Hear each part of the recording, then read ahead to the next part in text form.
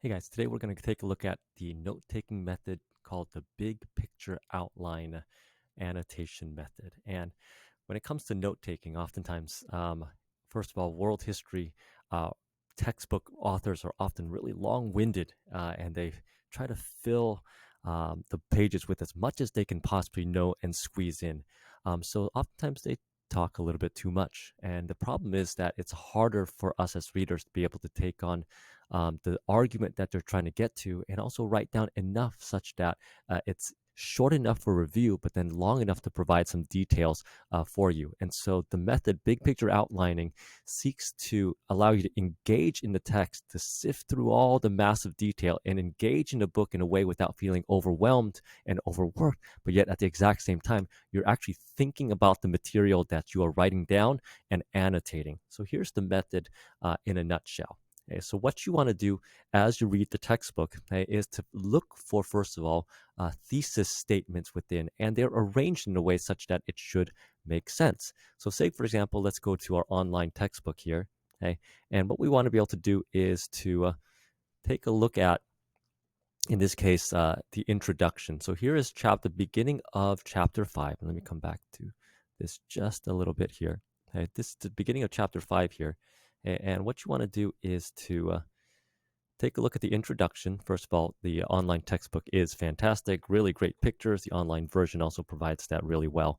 And there are a number of items that will help to introduce the chapter, including a usually entertaining or at least interesting historical sample at the beginning. Okay, but each chapter is going to have major headings. So in this case, the first one is called an axial age. And the beginning of the chapter, sometimes this is actually the chapter thesis. But what you should get underneath the blue text here, okay, is not only an introduction to the section ahead, but what you can also generate under each of these sections is a thesis statement. So by reading this and this, you should be able to generate a thesis statement. Okay? And so if we were to write this out onto a sheet of paper, what we would actually put out is, okay, first of all, mark your piece of paper with a left-hand section, a smaller left-hand section, and a right-hand section. And then you're going to provide the title here, which would be the section thesis. In this case, is the axial age. And you would go ahead and write in what this thesis might be. So read that entire section and write a one-sentence summary of that particular part. Okay, and then move on to the next section. Okay, next major section. And in the same way, you see this blue text right here, the Eastern Zhou, China. You're going to read this next part here, okay, along with what's underneath the map, which is the end of the section here, which actually ends with this term innovations in thought. This is where the first subheading comes into play. Okay, but all of this, okay, and this right here, you should be able to create a one-sentence summary that will, in the end, provide you a thesis for the sections to come. Okay, now you can also clue in on this by taking a look at the subsection heads, like say, for example, innovations in thought, okay, innovations in state administration. So you probably figured that the thesis should be somewhere, and it should involve innovation. Okay, in addition to what you've read in that particular part there. So what you should be able to generate is in your text here, the next section thesis, the next section here, you should be able to generate a second thesis. So it should look something like this here. So here it is, the axial age, okay, Roman numeral 1 and axial age. And then you have a section where you have the section thesis. The next major section is Eastern Zhou, China, and there is a thesis that you can utilize. Now, we can use this one that is provided here. Okay. Eastern Zhou, China. Competition between warring regions came as a result of and helped to create a number of innovations, and that's where it comes in, and cultural advances. Now, here's what we're going to utilize with this thesis. Okay. We're going to use this here as the basis of taking notes, okay? Because when we used to take notes in the past, it would just write down everything you possibly can and sort it out later. In a lot of ways, we're sorting this out right now, okay, as you take notes. And so what you want to write about are either discussing the competition between warring regions and then the outcomes of this. What are the innovations and cultural advances that come out of this particular part? Okay? And so when you read the first subheading, which is innovation in thought, okay, what you want to then do is to look for those particular innovations and those particular changes that are going to come about from China, right? Whether it's the rise of Confucianism during the Zhou dynasty and some of the works like the Analects and so forth. So as you take notes, what you see is you'll take notes as you normally would, using letters and numbers. Again, you can choose those type of indentations as you choose to do so. Okay, but here's the subheading, innovations and thoughts, and then you're going to go ahead and list out material, phrases, and particularly as you do this, try to make sure there's a verb in your responses. They don't have to be complete sentences, but in history, there's an action that is taking place. Okay, so oftentimes single word notes and listing of material needs to be more comprehensive. It needs to make sense and address this particular thesis. And so there are things that you're going to write down, and there are things that you may end up skipping. There might be vocabulary words in there, words in bold that you might end up missing. And so what you want to do with this is to go to this left-hand section here. Okay, I call these side notes or sidebar notes or just simply added comments.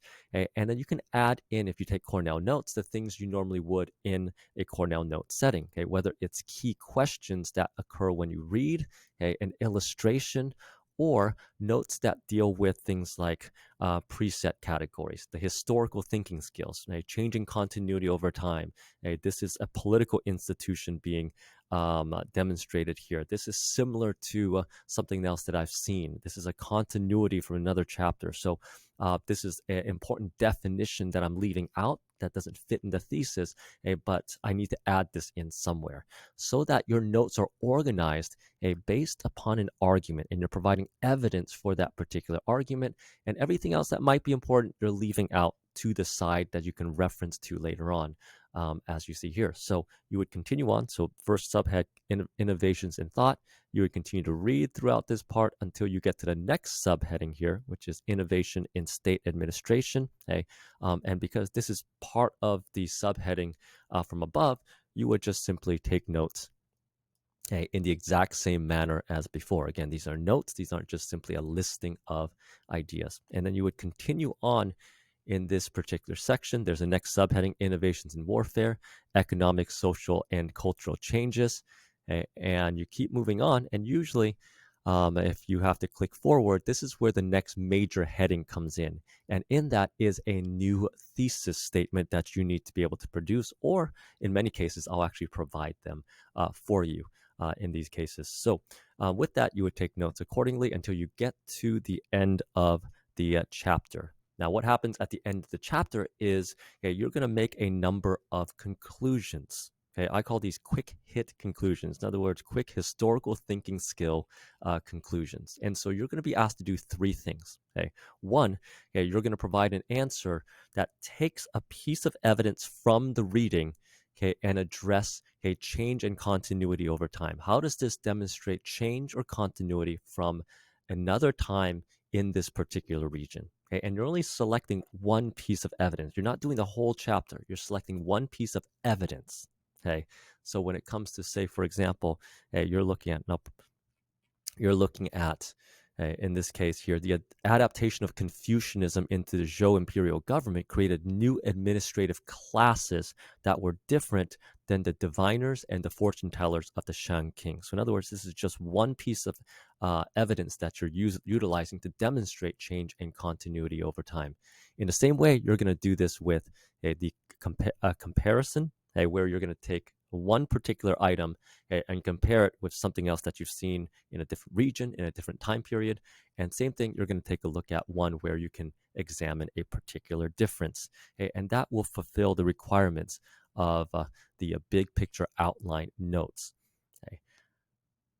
We've looked at this if you had the chance to actually write this down. And this is always going to be an option for you where you can write it down on a sheet of paper and submit it like this, especially if it allows you to be off the screen and actually be reading a book and writing with your hands. Now, that may not always be the case. And so there is a digital option that is provided for you, which will come out to be exactly the same.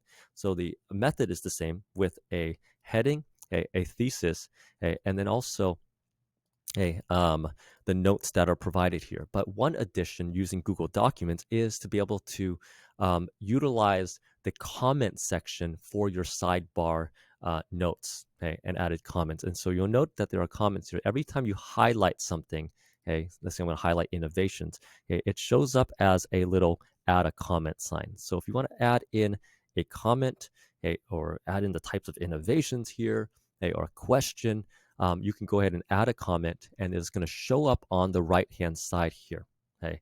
So this is an easy way for you to make really quick comments by typing it out. So two options: you can write it by hand, or you can go ahead and use the digital format here. Okay. At least early on in the term, I will go ahead and provide the thesis statements for you so that it makes the note-taking process a little bit easier. But I'm hoping that you find this to be a much more innovative mean to take notes, and also more meaningful experience for you as you interact with the textbooks.